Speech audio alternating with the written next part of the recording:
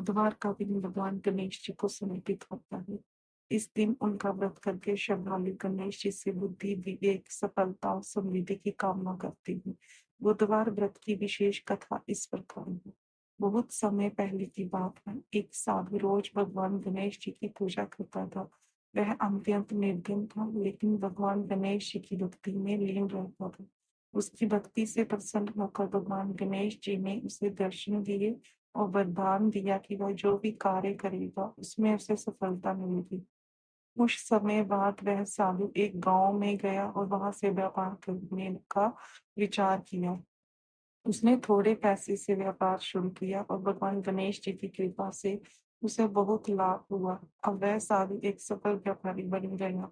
एक बार वह व्यापारी बुधवार के दिन व्यापार का सामान लेकर दूसरे नगर जाने के लिए निकला। रास्ते में उसे एक वृद्ध ब्राह्मण मिला। ब्राह्मण ने उससे पूछा, कहाँ जा रही हो? व्यापारी ने बताया कि वह व्यापार के लिए जा रहा है। ब्राह्मण ने कहा, बुधवार के दिन यात्रा या व्यापार शुरू करना उचित नहीं होता। यह दिन भगवान गणेश जी को विश्राम के लिए होता है। परंतु व्यापारी ने उसकी बात को अनदेखा कर दिया और आगे बढ़ गया। नगर में पहुंचकर उसने व्यापार किया। लौटते समय राजकुमार का बहुमूल्य हार उसके पास रखवाया गया।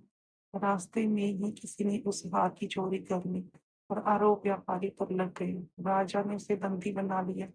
व्यापारी बहुत दुखी हुआ और भगवान गणेश जी से क्षमा याचना करने लगा। कुछ दिनों बाद गणेश जी ने राजा के सपने में आकर बताया कि व्यापारी निर्दोष है और असली चोर कौन है। अगले दिन चोर पकड़ा गया और व्यापारी को सामान सहित मुक्त कर दिया गया।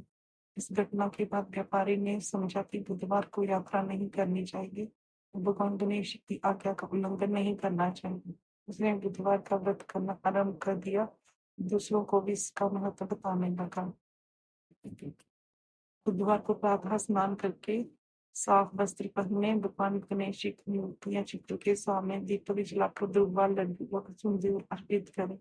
गणेश जी का ध्यान करते हुए व्रत की कथा पढ़े या सुने। दिन भर उपवास रखें और शाम को पूजा करके व्रत समाप्त करें।